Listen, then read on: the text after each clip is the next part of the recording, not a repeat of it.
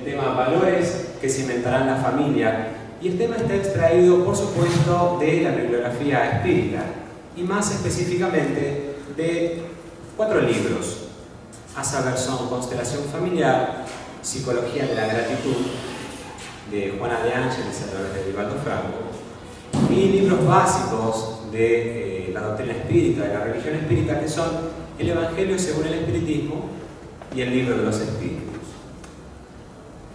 Para hablar de familia es necesario que tengamos una idea un poco más clara de lo que significa la familia, cómo ha sido su evolución a través de la historia, en qué punto nos encontramos hoy por hoy y hacia dónde queremos ir.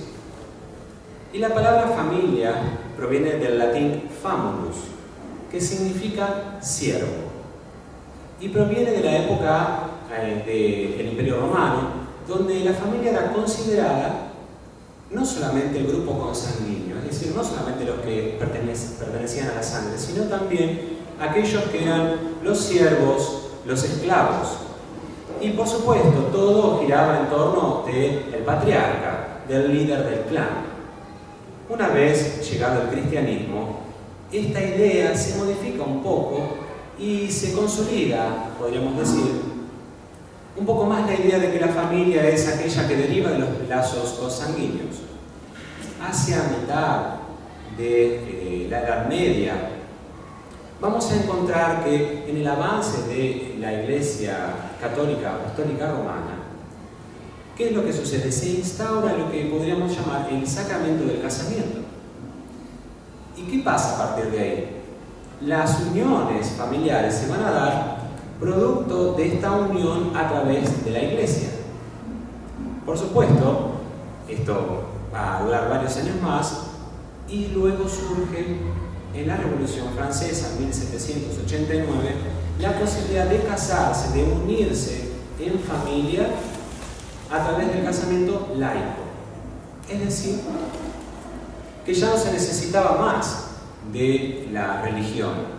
Ya no se necesitaba pertenecer a tal o cual grupo religioso, sino que cualquier persona podía unirse en matrimonio a través de este casamiento, y que era legal, por supuesto, y que lo que hacía de alguna manera era también ampliar un poco las perspectivas de las familias, porque a partir de ese momento la familia, vamos a decir, que proviene de 2 ramas. Una de la rama del hombre, del padre, y por otro lado de la mujer.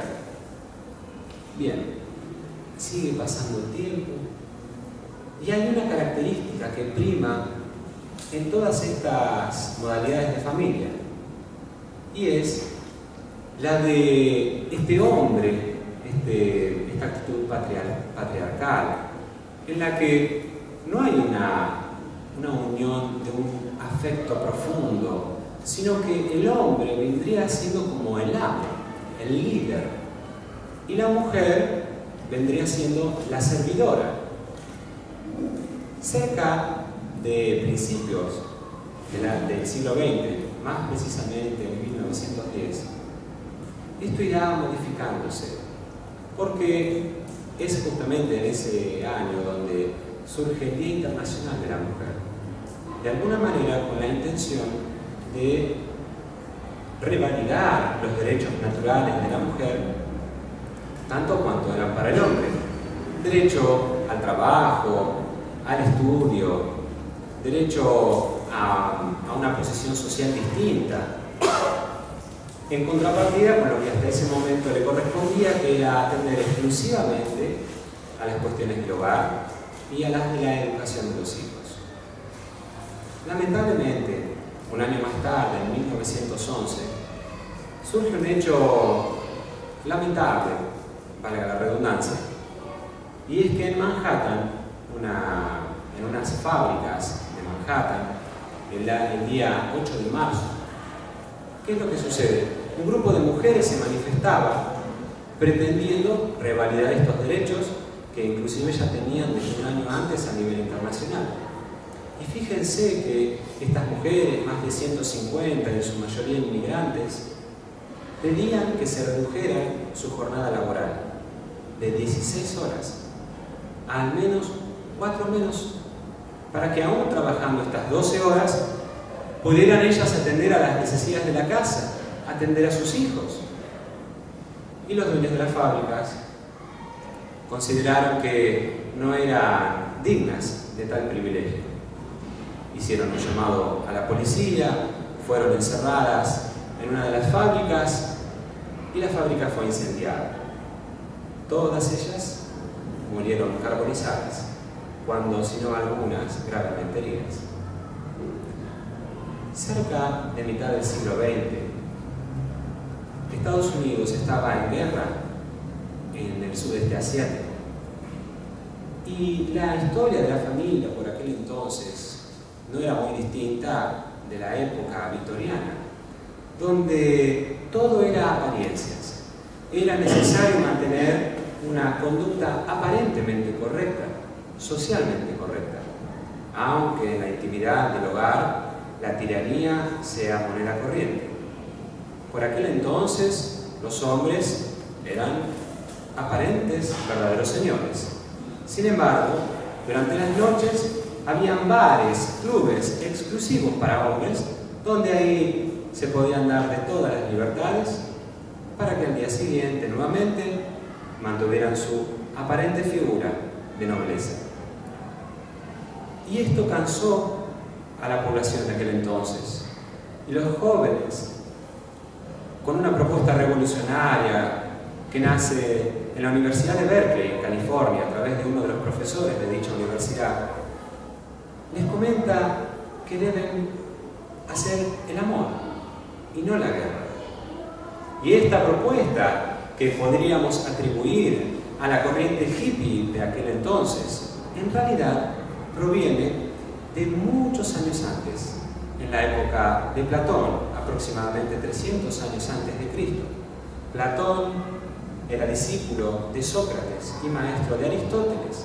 Y en esa época, cuando Atenas y Grecia se encontraban, Atenas y Esparta se encontraban en guerra, él habla a la juventud y les dice que no era necesario hacer la guerra, sino que era necesario cultivar los valores del amor, porque les hacía recordar que tanto uno como otro imperio provenían en sus raíces del mismo origen. Así es como la juventud de la década de los 60, que no estaba muy lejos de la fecha actual, genera una movilización en contra de los principios familiares, en contra de la familia, del casamiento. Era una institución que ya no tenía razón de ser. Allan Kardec, en el año 1857, saca a la luz el Libro de los Espíritus. Y como siempre sucede, encontramos que en las cuestiones que se tratan en este fantástico libro hay como un adelanto, una previsión del porvenir. Es como que no tiene tiempo el Libro de los Espíritus. Cualquier pregunta que encontramos es actual. Y en la pregunta 775 del Libro de los Espíritus, Allan Kardec pregunta cuál sería para la sociedad las consecuencias de que los lazos de la familia comiencen a disolverse. Y los espíritus lo que responden es que sería el recrudecimiento del egoísmo. Es decir, que cuanto más nos alejamos del núcleo íntimo, de la profundidad, de los lazos de fraternidad de la familia, más se instaura en la sociedad del egoísmo.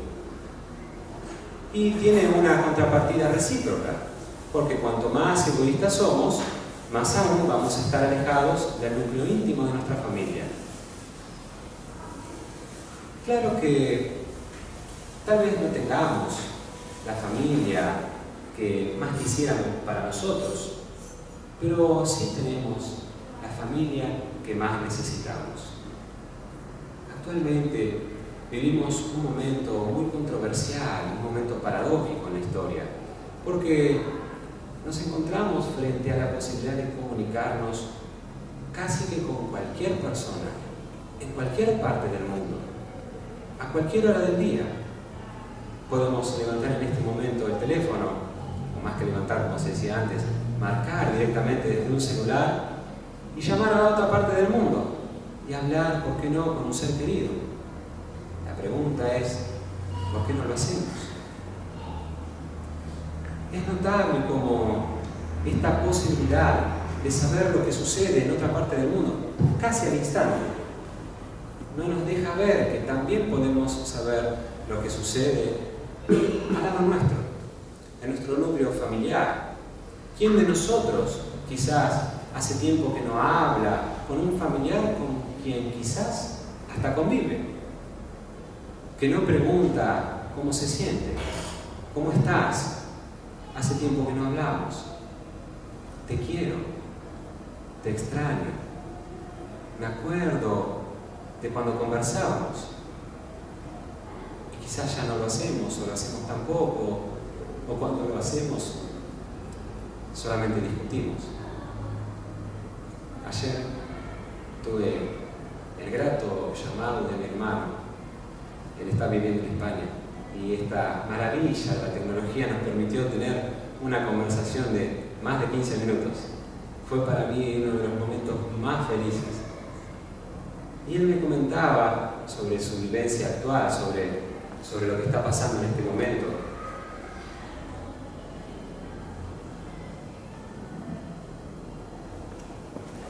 Y me hablaba justamente de esta situación paradójica, donde aún pudiendo comunicarse, aún pudiendo estar cerca, también se siente tan lejos. La soledad, que es uno de los flagelos más importantes en la actualidad, es de lo que más le tocaba en el corazón. Yo le decía a Nico, ¿sabes que hay una frase que decimos mucho en la sociedad, acá en La Plata, y que nos hace tan pero tan bien, y que apunta de alguna manera a sanar estos tres grandes flagelos de la humanidad actual, de la humanidad posmoderna, que son la ansiedad, la depresión y la soledad? Y la frase es que el ser solidario nunca está solitario. Entonces, cuando te sientas solo, busca a alguien a quien servir, a alguien a quien ayudar, porque siempre vas a encontrar a alguien a quien servir, a alguien con quien estar. Y decías, la verdad que tenés razón, la verdad que tenés razón. ¿Vos sabés qué, Cris? Hay días en que solamente digo 3 palabras, desde que me levanto hasta que me acuesto. Buen día, cuando entro al trabajo. Chao, cuando me fui. Claro, una tristeza en ese momento, parecía que el silencio se hacía en la comunicación. Y le digo, bueno, ánimo, ya nos vamos a volver a ver, va a venir para las fiestas. Y también me pregunto, ¿cuántos tenemos familiares cerca y no los valoramos? ¿Cuántos hace que a veces no decimos te amo a un familiar? Hace unos instantes comentaba que, claro, quizás no es la familia ideal, la familia perfecta, la familia en la que nunca nos peleamos, pero sí es la familia que mejor nos hace. Como decíamos en charlas anteriores, en todo el universo, esta familia que nos tocó es la mejor para nosotros. Y Divaldo comenta a veces que dice, bueno, yo no la elegí, o por lo menos no me acuerdo. Y él dice, pues te sorprenderías, porque quizás hasta has suplicado por tener esta familia. Quizás hayas hasta suplicado. Entonces nos corresponde, más que protestar, más que regañar, más que preocuparnos, ocuparnos, atender a las necesidades de nuestra familia, porque nosotros los necesitamos y ellos nos necesitan. Steffi comentaba en su anterior charla, aquel familiar, aquella oveja negra, ¿qué tan oveja negra no será producto de nuestra exclusión, de que nosotros lo excluimos, de que lo dejamos de lado? Y él nos necesita, ella nos necesita, tanto cuanto nosotros necesitamos de él o de ella. La psicología de la gratitud en la persona que lo vive de esa manera habla de una persona madura que reconoce en la familia una oportunidad noble de crecimiento.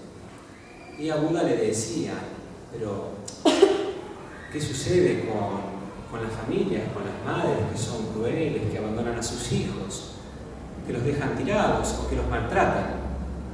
Y Buda decía que debemos amar aún bajo esas circunstancias. Y que por sobre todo estamos vivos. Y la vida es el derecho por excelencia y el valor más grande que todos tenemos. Y que nuestras madres, sean como hayan sido, nos dieron la vida, pudiendo habernos abortado. Claro, ahí surge la reflexión y la natural gratitud por el hecho de estar vivos. Vamos ahora a contar una pequeña historia. Una historia que habla de una familia, está contada por su propia autora, ya de grande. Esta mujer dice que corría el año 1942. Ella vivía en Austria, en una aldea de Austria donde las primaveras eran verdaderamente preciosas. Y había una flor que se llamaba Edelweiss, que es esa que crece cerca de los Alpes. Era diciembre. Y claro, siempre esperaba a papá que viniera del trabajo. Mi papá era cirujano, atendía a los necesitados, a los enfermos, y lo hacía de forma gratuita, porque nosotros teníamos libertad económica, podíamos mantenernos. Y siempre que venía yo lo esperaba. Lo esperaba porque él me contaba sus historias y después venía mamá. Mamá también que contaba sus historias. Siendo profesora, atendía a los chiquitos de la aldea. Eran momentos verdaderamente preciosos. Las flores se enseñoreaban en el campo. ¡Ay, esos perfumes! ¡Qué belleza! Justo después de que terminara el coloquio, ahí aparecía mi hermano. 15 años. Él tomaba su violín y cantaba con una dulce voz una canción llamada Edelweiss, como el nombre de la flor. En los momentos en que hacía más frío, en los inviernos, nos reuníamos en el hogar, cuando no en primavera, en el balcón, y en ese hogar de casa nos uníamos. Era un verdadero cántico de adoración a Dios. Después de que papá contaba sus historias, de que mamá narraba las suyas, mi hermano con su dulce voz volvía a entonar las melodías de Edelweiss que acompañaba con el violín. Después de eso, nos llevaban hasta nuestro cuarto, nos acariciaban y nos besaban después de hacer una oración. Así eran nuestros días preciosos. Eran siempre como primaveras, pese a los inviernos de diciembre. Una noche fue una noche de terror. Tiraron la puerta abajo, un tropel del ejército subió las escaleras. Fuimos arrancados de nuestras camas, del cuarto de mamá, de papá, mi cuarto. Nos arrastraron por las escaleras, tirándonos de los pelos. No alcanzamos siquiera a tomar algo de ropa. Con temperaturas bajo cero fuimos llevados a un camión. Y no sabíamos qué pasaba. Yo no sabía lo que pasaba. Claro, había escuchado de que había guerras, persecuciones, campos de exterminio, de trabajos forzados. ¿Pero qué era eso? Austria, hacía 3 años, ya estaba en guerra. Fuimos llevados hacia las vías de un tren. Mi papá en ese momento nos abrazó y nos dijo: tranquilos, no teman, será por poco tiempo. Subimos al tren, habían cientos, quizás miles de personas. Y pasó una tarde, la noche, la madrugada y otro día. Y pasó otro día y otro día más. Llegamos a un lugar donde En el portón había una inscripción que decía: el trabajo dignifica a la criatura humana.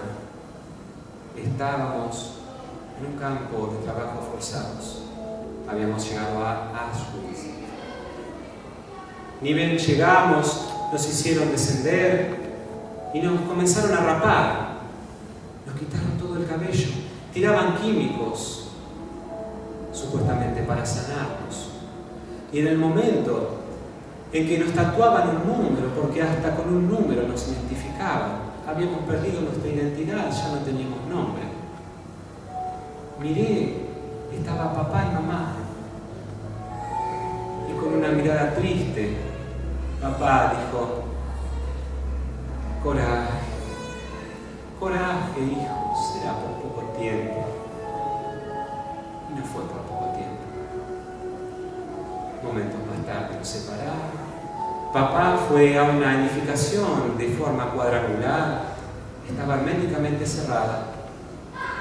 Solo había una puerta por donde entraban tantos y no salía ninguno. Eran las cámaras de gases y a renglón seguido los hornos donde nos cremaban. Luego me enteré que mamá también fue a la cámara de gases. Y así pasaban los días.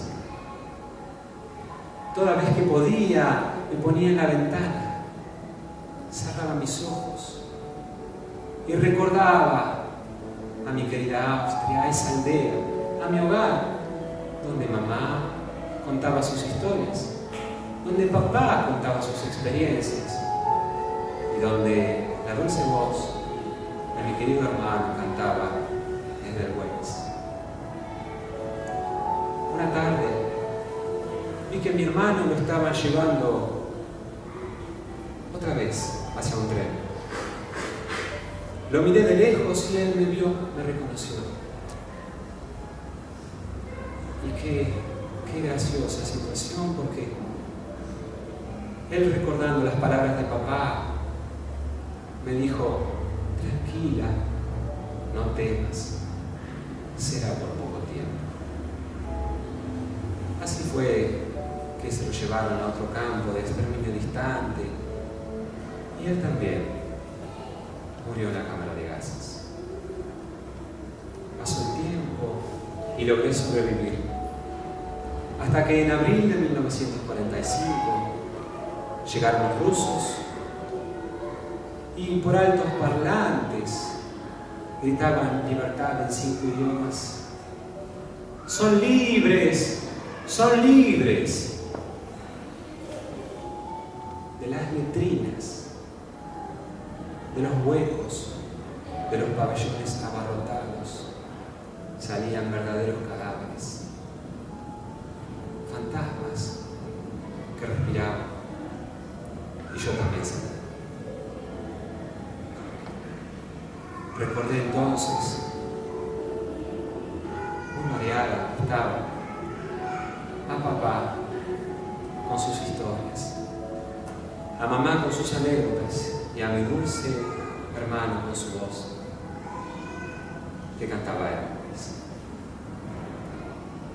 Desperté luego de haberme desmayado en un lugar donde estaban los refugiados. Luego de ahí me llevaron a Inglaterra y luego a Estados Unidos. Y ya pasaron tantos años. Tengo 75 años. Y hoy me encuentro en Austria nuevamente. Pude recuperar la casa que pertenecía a mis padres. Mi familia, pues mi familia ahora es la humanidad. Y aún recuerdo en la tela de mi memoria a papá contando sus historias, a mamá narrando sus anécdotas y a la voz de mi dulce hermano cantando Hércules. Y soñamos nosotros, ¿cuándo será el día en que las familias sean unidas? Cuando los lazos de amor sean de amor profundo y sincero. Cuando ante las dificultades de lo cotidiano podamos decir con plena seguridad, tranquilo, será por poco tiempo, ya vendrán días mejores. Soñamos con el día en que la humanidad atesore valores cristianos, porque en el cristianismo se encuentran los valores más nobles que podemos hallar en cualquier otra doctrina. El hacer a los demás aquello que nos gustaría que suceda para con nosotros, y no hacer mal a otros si por acaso no nos gustaría recibir el mal. Unirnos en familia, decir te quiero, decir te amo, respetarnos el uno al otro, ser verdaderos cristianos. Hoy es un día verdaderamente especial, porque hace 106 años que nace en esta tierra una gran familia, que es la familia de esta casa espírita, que a tantos, al punto de que son mucho más de lo que imaginamos, hace felices y nos da posibilidades de estar cada día mejor. Por esta familia preciosa, donde jamás vamos a encontrar valores más profundos que cimenten en nuestras almas al punto de transformarnos en hombres y mujeres de bien. Por esta hermosa familia, por sus familias, que Dios nos bendiga, nos llene de paz, que podamos ir hoy a nuestros hogares en armonía, dispuestos a decir te quiero, perdón, te respeto, te amo.